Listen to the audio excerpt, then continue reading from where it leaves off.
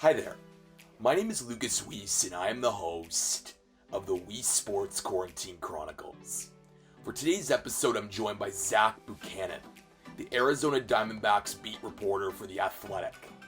In this episode, I chat with Zach about his journey into sports media, his approach to covering the Arizona Diamondbacks, as well as the challenges reporting on baseball amidst the COVID-19 pandemic.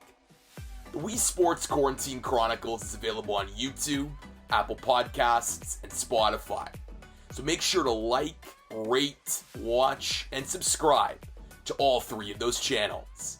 Now let's get to episode 61 with Zach Buchanan on the Weesports Quarantine Chronicles. All right, on today's episode of the Weesports Quarantine Chronicles, I am joined by Zach Buchanan. He is an Arizona Diamondbacks reporter for The Athletic.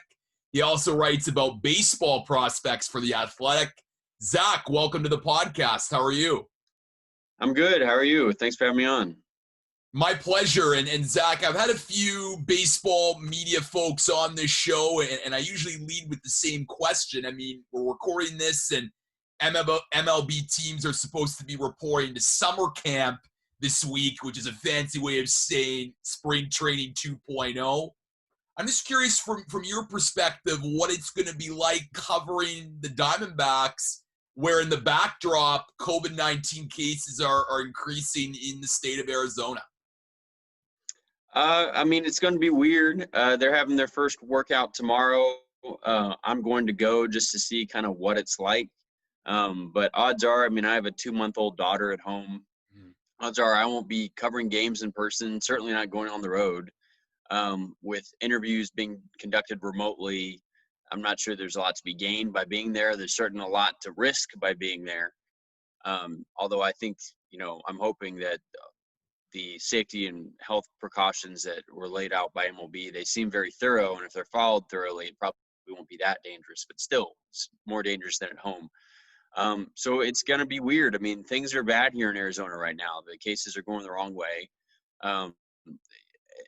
The hope is that a lot of the municipalities here enacted mask requirements, and the hope is that will kind of take us back down the curve a little bit.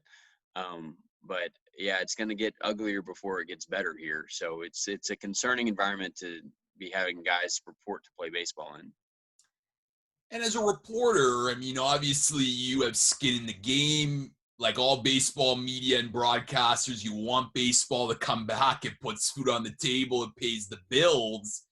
But that being said, you're also a journalist, and you also, I think, have to balance writing about baseball and those, the normalcies that come with that, with this abnormal thing called a pandemic, which will be hovering over this 60-game season. So what's that challenge going to be like for you, trying to balance those two opposing forces, if you will? I mean, honestly, I don't think it's that hard, as much as, it would be great for all of us to have baseball back. You have every story that's written this year about anything going on is going to have to be balanced against the question of, is this a good idea to be doing this? I mean, it's driven home for me because I have a wife who works in a hospital, who's thankfully on maternity leave right now, but she'll go back in like a month. And I have an infant daughter who is very vulnerable in terms of her immune system. And so it makes me concerned, makes me say, I'd rather not go on the road, when usually I'm signing up for every road trip I can get.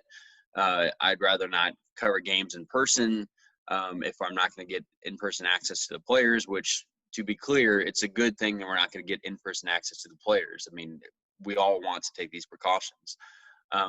But I'm leaning on the sides of, I not only do I want to keep myself safe, I want to keep my daughter safe, my wife safe. And so you do have to ask the question, is this thing going to work? Is it a good idea? And I have my doubts. I don't blame baseball for trying to do this. Every other business in America is trying to figure out a way to go forward in a world with COVID-19 and no vaccine. Baseball shouldn't be any different. The big question that's yet to be answered by Major League Baseball is, where's the breaking point? At what point do you get too many positive tests, too many people sick, maybe too many people hospitalized, and you have to pull the plug and say, okay, shut it down. This is not worth it anymore.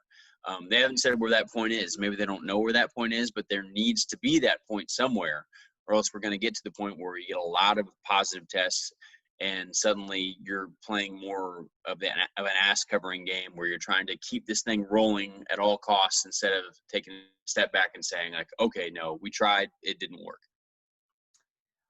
Are you going to refine your approach, Zach, to covering the team this year, given that it's 60 games, or are you still thinking like, okay, despite it being just 60 games, you're still going to talk about players and trends and the normal analysis that could be in a 162 game season?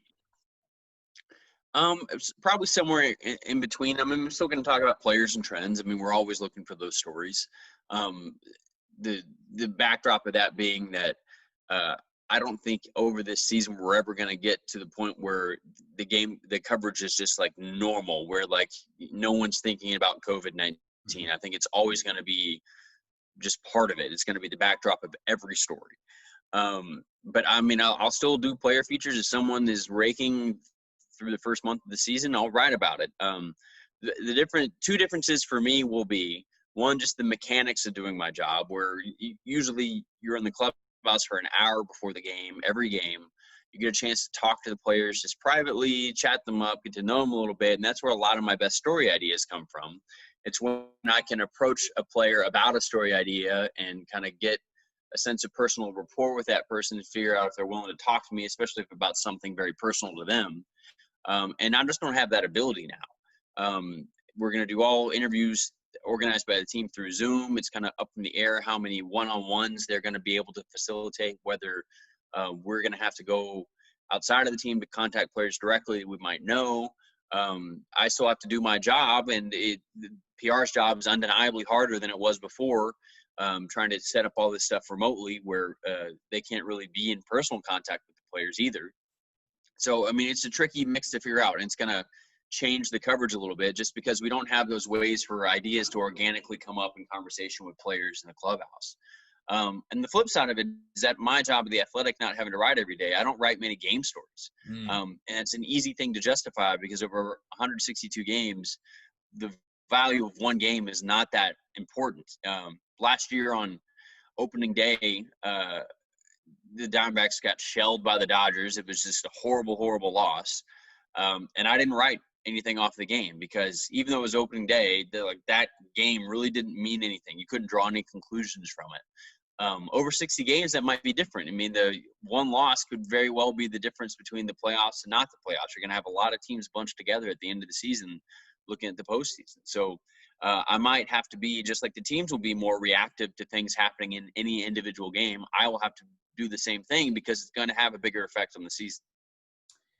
As I said off the top, not only do you write about the Diamondbacks, but you also write about prospects. What is the breakdown for you between articles on the Diamondbacks and talking about prospects? Well, that was something that only got started this year, and we were going to figure out that balance, pretty much starting in spring training. And then the pandemic has just, thrown a big old wrench in the works. So we don't really know. My prospects is prospect features. So I'm not doing like rankings and breaking down guys' tools and high risers and systems. That's all Keith Law's job. They wanted me to write kind of features to let you know who these guys are, if they have interesting backstories. And the way I kind of approach it in spring training, just because I feel it's important to have personal access to these guys if I can, especially guys who are not Diamondbacks prospects and I don't know them as well or know the team as well. I wanted to attack a lot of that stuff in spring training and go see these guys while they were in my backyard here in Arizona. And I did that a little bit. I did a story on Taylor Trammell early in spring training with the Padres. I did a story on Cody Thomas with the Dodgers. I had a few other ideas lined up, and then spring training ground to a halt. And so now it's a little harder, especially with prospects who are not Diamondbacks prospects. I don't know their farm directors. I may know their agents, but it's just hard to do like a big get-to-know-you feature over the phone. And so it remains to be seen how that's going to look going forward. Maybe if they do an expanded fall league and things are a little safer, that's another opportunity to really get to know a lot of prospects from other teams. But right now it's just like, if I have a story that's about a prospect, usually it's about a Diamondbacks prospect. If someone tips me off to a story about another team's prospect, I'll probably do the story if I can, if I know I have a good angle. But it's just hard right now, especially when we have writers covering all the other teams who right now don't have the normal access they do to their major league players. Maybe they want to write about these prospects. I don't want to take a story away from them. So we're kind of in a wait and see mode with how that's going to look going forward. But maybe next year when things are more normal, we'll get a sense of how often I'll be writing prospects and how often Diamondback stuff. Well, and speaking of one of, those stories on the Diamondbacks prospects, you recently wrote a story on Corbin Carroll. And I think what makes this story really unique is how you sort of introduced it in the lead, and how, he's, sitting at this Phoenix eatery, the Henry, with Camelback Mountain looming nearby. And I think those types of images and, that narrative is really compelling to a reader, because not many, unless you're a real prospects follower and you really follow the team, you don't know about this guy. And I think by, painting that picture and making it a little bit more relatable, in this case that he wants to, go to potentially Arizona State, I think it makes it a lot more compelling to the reader. So is that sort of your approach to try to get for readers to know who these prospects are? Yes. Yeah. This is the thing I really believe about writing features like that. That specificity is like the key. We've read stories before about players going back to school. It's not uncommon for that to happen, as I said in the story. And it's not uncommon for them to get advice from a different player like he got from Carson Kelly. What makes that not a bland story is just digging into the details. So even small things like Corbin couldn't remember where they got dinner because he doesn't live here, but Carson Kelly could, and I know Carson. And so even though it seems like a weird thing to ask, it's like, hey, do you remember the restaurant? And if I had gone farther, I could ask, do you remember what you ordered? And I could have laid out the scene a little bit, and it would have felt more like, okay, this is something very specific to these two people. This is where they were at this moment in time, as opposed to, oh, he had a conversation with Carson Kelly once about this.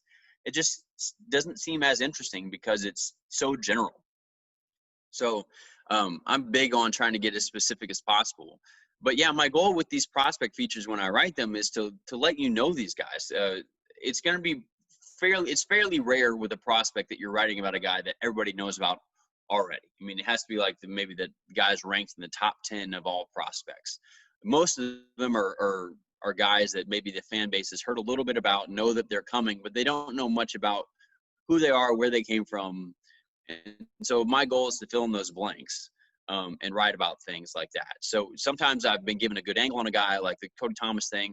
My angle was kind of his decision to give up football. He was a quarterback at University of Oklahoma and kind of made a very late decision to stick with baseball. And now in spring training, at least, he was hitting bombs all over the place. And sometimes it's just a guy that, like, I wrote about Alec Thomas for the Diamondbacks. Like, he's a good prospect. I didn't have an angle on him other than knowing that he's the son of the White Sox strength and conditioning coach, which has been a tidbit included on any profile ever written about him. So it's hardly unique. But I just wanted to dig in more like, okay, this guy's good. Let's figure out where he came from. Let's figure out what makes him tick, what makes him exciting, and write about that. So, I don't want to get too lost in kind of mechanics of a player's swing or his delivery or something like that. Or I want to leave the reader coming away from a story feeling like, okay, I kind of know who this guy is and why he's different than this other outfielder who also has a lot of power, and just that person's personal story. Shifting gears and talking about your career, you're actually my first guest on the show who graduated from Northwestern's journalism program, the Medical School. And anyone who knows, the Medical School is one of the top journalism programs, not just in the United States, but in North America. I'm just curious what that program specifically taught you, and just in terms of the fundamentals and the foundation that prepared you to have a successful career in this industry? Well, this may make me an apostate at Medill, but I wasn't a great college student at all. And I don't know if I didn't get much out of the journalism classes there because I wasn't a great student, which is entirely possible, or just because journalism is a very hard thing to teach. It's the thing you learn by doing Mhm. and making mistakes and getting edited. There's certainly like small things that I remember like that are specific to my experience at the Medill, like certain AP style things, like the phrase "chomping at the bit" is spelled CHAMPING, not CHOMPING. Small things like that just get drilled into you.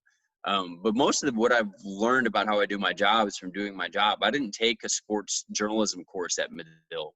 I wrote for the Daily Northwestern, the student newspaper, for a year, and learned a lot doing that. But most of what I learned has been through internships, and then in my professional career once I graduated.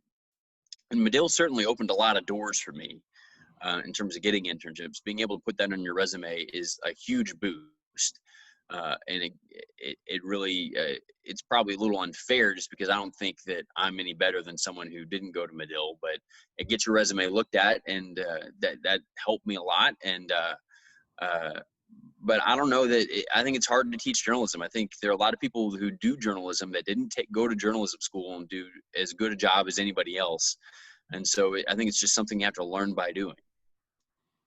I think you hit a really good point, because I think, I've had many guests on the show that just take different paths to get to where they are today in sports journalism. And you don't have to go down the journalism school route. You can do different things. And I'm not trying to underplay journalism schools. Like, I'm, currently in a journalism program where you do learn the fundamentals and certainly foundational skills. But the best part about it is going out there to cover live sports. And that's where you can really, as you say, make the mistakes, get your reps, so you can be a better writer or journalist going down the road. Because I'm sure Zach, like, every story is different. Every story is, different nuances and ways to approach it. And it's not like a cookie cutter approach like you may learn in a classroom, so to speak. Yeah, I mean, there's nothing that you can learn in a classroom about how to operate inside of a clubhouse, how to deal with the unique aspects of sports journalism where you have to talk to the GM constantly. You probably deal more with a PR staff than you would otherwise. There's nothing that teaches you how to come up with fresh story ideas over the course of a 162-game season. It's just a really unique world, sports journalism. It's just strange and different, and it's its own unique environment. And you just got to be in it to learn, to not sit on the clubhouse couches, to learn how to interact in a group interview setting with players, and learn when you see someone having a one-on-one with a player that it's the unspoken law that you don't come up and try and join it. You wait till they're done so you can give them their privacy. And it takes experience and confidence when you're having a one-on-one and suddenly some TV camera shows up behind you to turn around and say, hey, can you give us a minute? We're kind of talking about something specific. There's just a lot of things that, I mean, it just took me doing and being an idiot about to learn what to do, what not to do, how to operate with people. And I'm still learning to this day. I make mistakes all the time. You just got to be there to do it. There's no substitute for experience. And speaking of that experience, I mean, you had internships, as you said, at the South Florida Sun Centennial, the Dallas Cowboys. But then you got an opportunity to work at the Daily News as a sports reporter covering high school sports. And I think this is common with a lot of, young journalists where they obviously want a big time beat covering a professional team, but you got to get your start somewhere. And oftentimes it's high school sports. What did you learn about those 2 years covering high school sports that, gave you those skills and those reps that you then could lead to other opportunities? Well, I learned a lot. And yeah, I was like a lot of people thinking, I want to go from college and to start covering like college sports in some college town or something, like maybe a lower tier Division I school or something like that. And I wasn't ready for that. And so unlike a lot of my classmates at Medill, like a lot of people saw how hard it was to get a job, and you had to go somewhere really small to start out. You couldn't just start at the Chicago Tribune. And they all said, you know what, maybe journalism's not for me. I didn't have any better ideas of what I would do other than journalism. So I went to a small town that I'd never been in Longview, Washington. And I'm from Dallas, Texas. I'd never been to that part of the country before. And it taught me a lot. I mean, it taught me, I worked out a lot of bad habits in my writing up there. I mean, I can read some stories from back then and be like, oh my goodness, but you can kind of see how I got better. And you know, the only way to get better as a writer is to do a lot of writing. And then you start to learn, okay, I feel like I've written this story a million times now. What's a different way to go about it? And that's how you kind of start looking for new avenues. I learned a lot about, I mean, it was my first time covering a beat. I learned a lot about how to build relationships. You know, there wasn't a lot of like breaking news because we didn't have like any competition.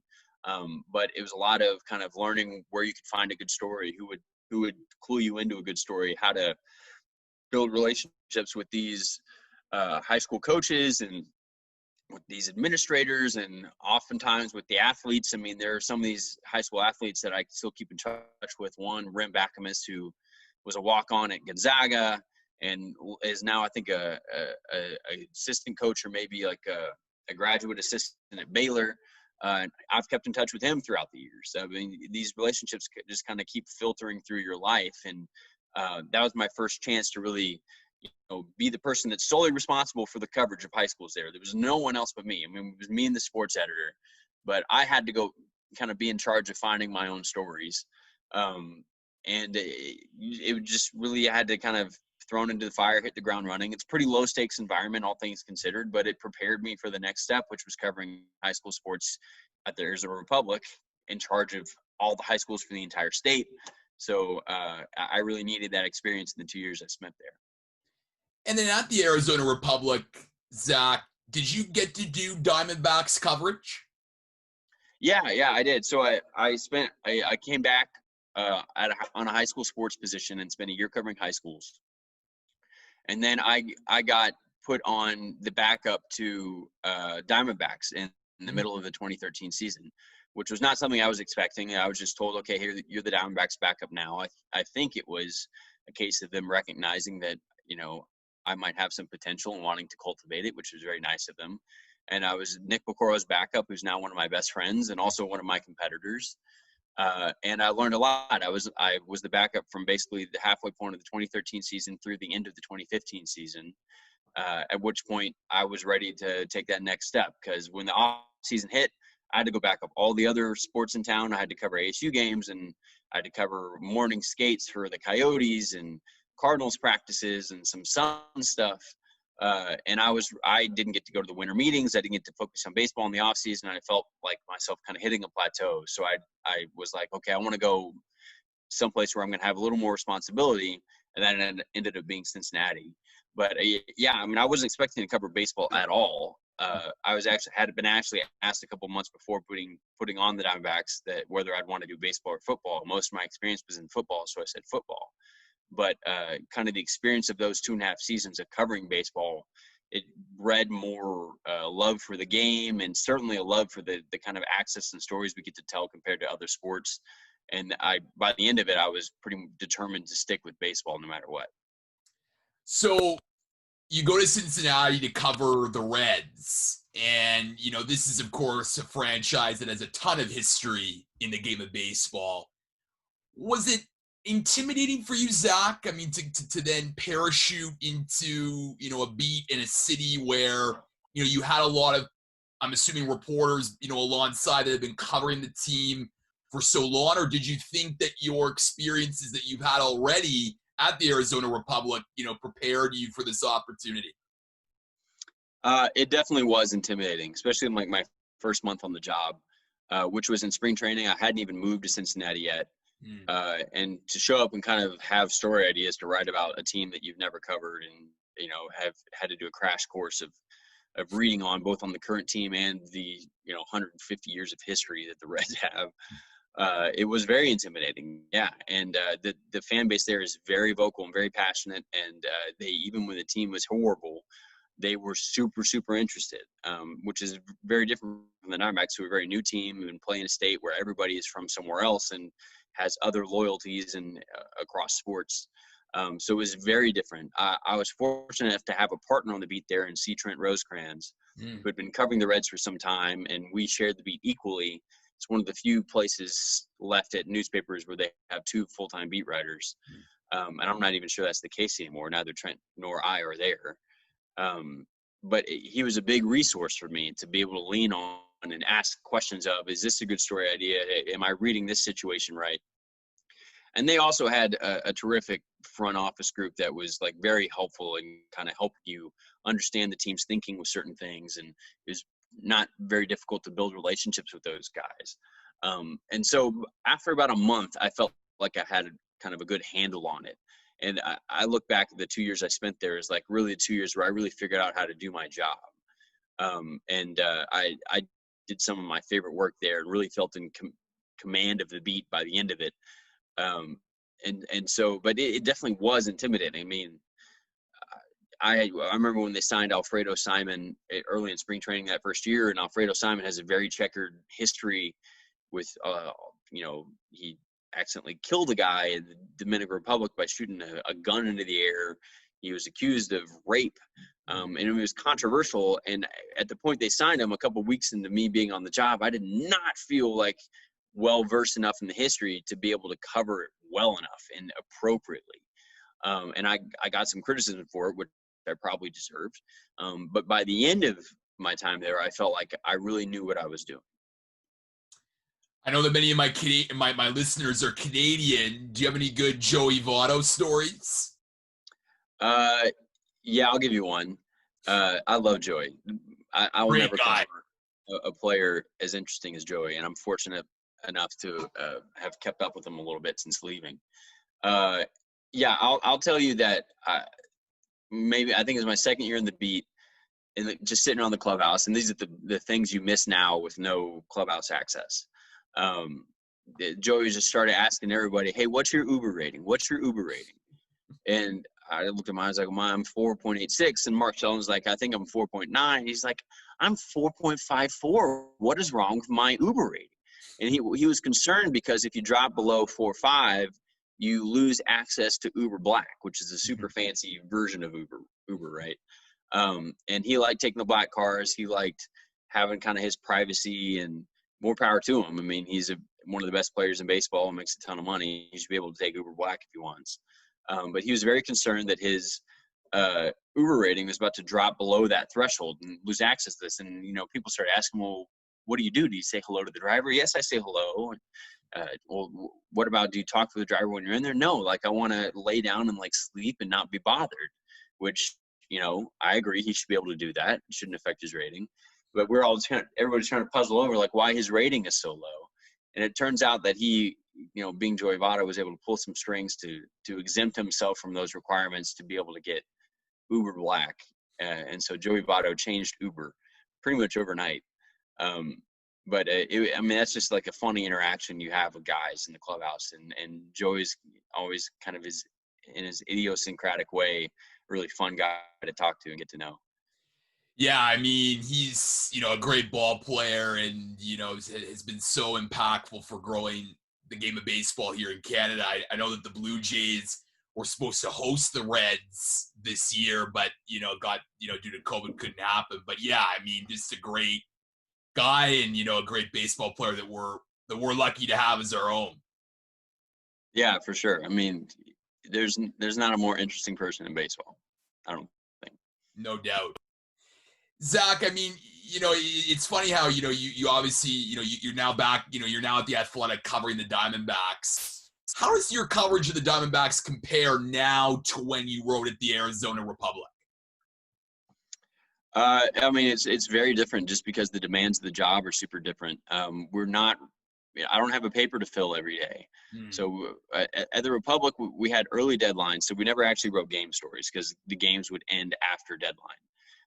So what we would do is every day we'd do like a main story, so 600, 700 words, a feature or something on some analytical trend going on, et cetera, a full notes package, and then you do like a recap of something. It's kind of like almost bullet pointy, like this thing happened in the second inning, just all the important things that happened in the game that you could pretty much send in at the final out, and it would show people in the paper the next morning, okay, here's what happened.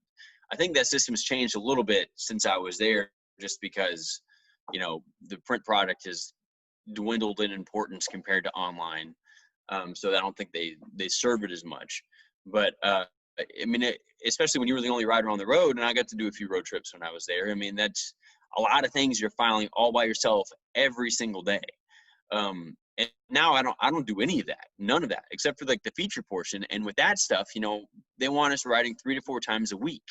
And so I've got some time to do some deeper stuff. So I really take advantage of being able to make 2 or 3 extra phone calls if I can, or if I have like a story I think is really good and really deserves a lot of attention, I'll sit with it for like a day, just like trying to figure out how to write my opening section of it, because I want it to be so good. And I would never have the luxury of time to do that at a newspaper, just because I have too many masters to serve. You got to get stories in, so you can't spend forever, worrying about that guy that you wanted to talk to who didn't call you back, or how your lead comes across. You just got to get it in. And sometimes that can be a very good limitation to have on yourself, because it forces you to kind of not be so precious about what you're writing and just get the job done. And it can help your creative juices flow a little better just out of necessity. But now, like I've had the freedom to do more in-depth stuff. So I don't do game stuff. No one reads game stories anymore. They can all look up the box score and look at the highlights and look at the AP gamer and figure out what happened. And so, if I write off a game, usually I'm looking at a certain trend, or something so important happened in the game that it just cannot be ignored. But there are a lot of times where I do most of my work before the game, and then I would watch the game, go down to the clubhouse afterwards just to hear what people say, just in case someone said something super interesting, and then just go home. I wouldn't write. And it took me a little while to get in the rhythm of that, because it's habit to think every game is important, to want to write about it, but it's not. And so now I'm actually, I think, better prepared for covering baseball in a pandemic, because I'm used to having to work outside the normal flow of the season, and calling people, getting people on the phone, doing in-depth stuff. But it's super different from what I was doing before. And it took a while to break some of my old habits. Yeah, and like I think it's part of the reason why I think newspapers are on the decline, is just like the fact that people aren't willing to read these sort of game stories, and just like the day-to-day churning of articles. Whereas at the Athletic, and I think what makes the Athletic MLB so great, with all the talented writers and journalists that you have, is like you don't you go beyond the box score, you go beyond the winner and the loser, and you really can dig deep into a really good piece. And some of the pieces are long at the Athletic. Like they're not like your shorter newspaper style stories, but they really dig deep and go beyond, the normal, outcome of a game, and whether it's on a trend or a feature. I think, you guys do some really great work, and, you're surrounded by, some fantastic colleagues like Ken Rosenthal and Jason Stark, and younger people like yourself have this opportunity to work alongside those really great people. Yeah, I mean, we're like the 27 Yankees, man. We got heavy hitters all over the place. But yeah, I mean, you're right that some of our pieces are longer. Kind of an interesting wrinkle of it is that you find yourself, before you writing kind of daily, you didn't have this question of, is this important enough to write about? Because even if it was a small tidbit, okay, I got a space in my notebook for that. I'm always looking for notes. I got to fill up the notebook. What am I gonna put in the notebook? I don't have a notebook now. So now I'm constantly asking myself, is this thing important enough for me to write about? Or is it going to feel like I'm wasting our subscribers' time writing about it, because it's the kind of like surface level stuff they'd get anywhere else? And it takes a while to kind of learn where that barometer is. And I've got a good feel for it now. And the pandemic's thrown me a bit for a loop, because now stuff that I might not write about before, like I'm desperate for stories because there's nothing going on. So we're like, okay, I'm going to write about this. And you try to make it as good as it can be.